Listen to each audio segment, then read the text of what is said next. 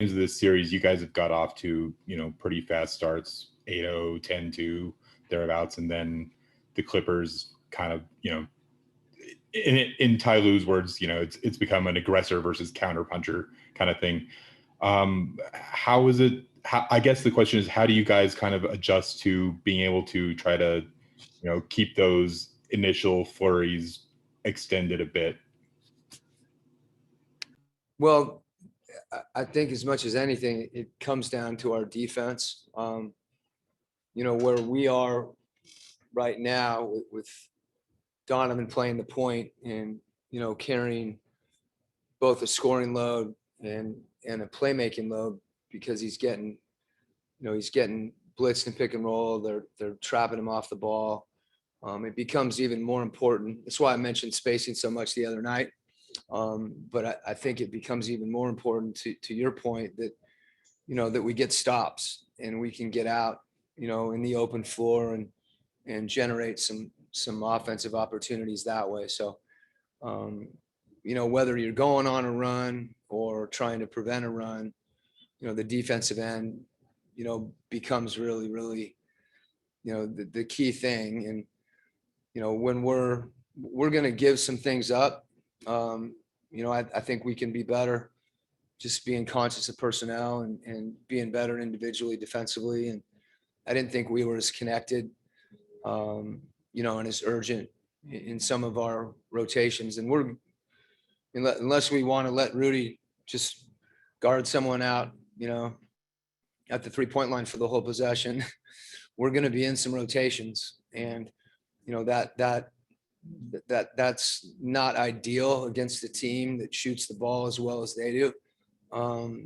So we have to do a better job in those situations, and then be able to rebound the ball. I think when there's threes taken too, some of those long rebounds we need to come up with, because, they can lead to baskets in transition, which, takes pressure off Donovan, and gives us opportunities to get cleaner looks, because, it's easier for George Yang or Joe or anyone to bring the ball up on a miss than it is to, initiate offense in the half court.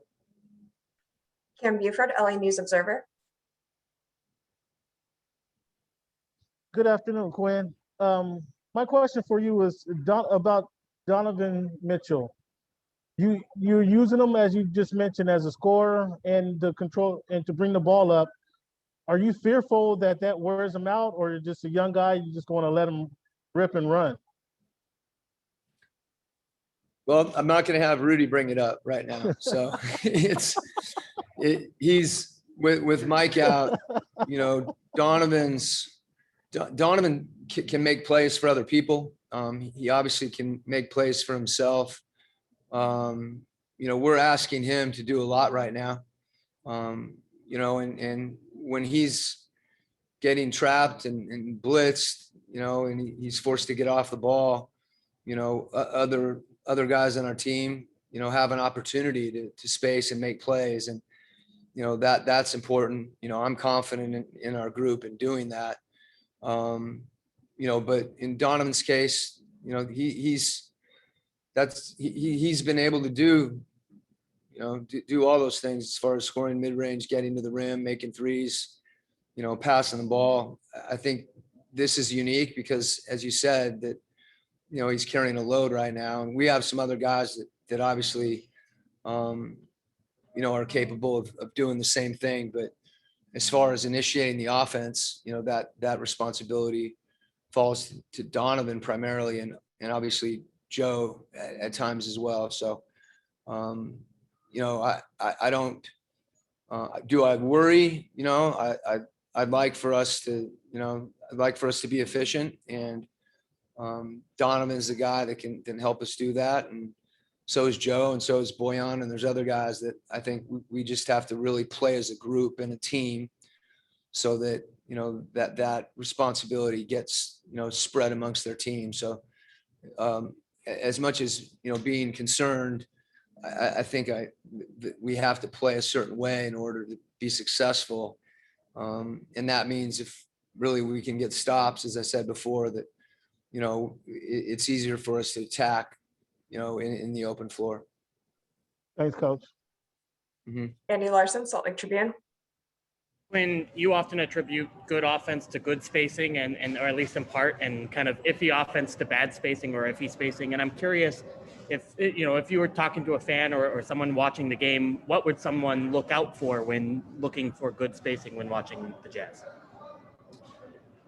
Well, if we look at Donovan's situation, if they're trapping him in pick and roll, he has to have outlets, which means, whoever's in front of him needs to surface in order to create a passing lane. The person behind him needs to pull behind. And then from that point, the initial pass out, that they're so long and athletic that oftentimes, it's the next guy that has to be spaced as well, because they're capable of rotating or, faking at the ball and getting back to their own. So, the better space we are, the better opportunity we have, not only to get open shots, but oftentimes you're not going to get the first shot out. And it's about driving the ball, and getting on the rim. And that's really, then it gets into the same thing. When they collapse, we've got to be able to,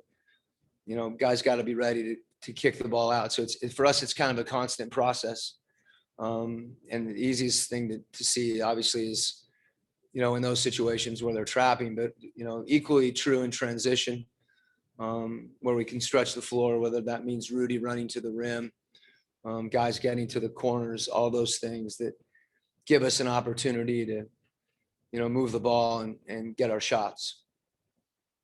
Last question will be Mark Medina, USA Today.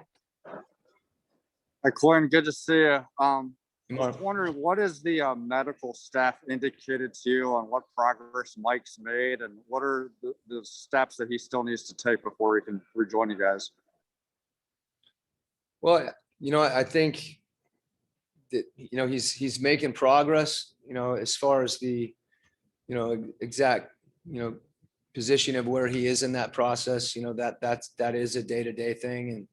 And that's not, I don't comment on, the status of any individual player, any individual injury. I think that all I can say is, we all know he wants to be back there quickly, and that's the place that we're working towards. And, obviously all the guys on the team, want him back, and we know, how he impacts our team. When you're playing without your point guard, it impacts everybody.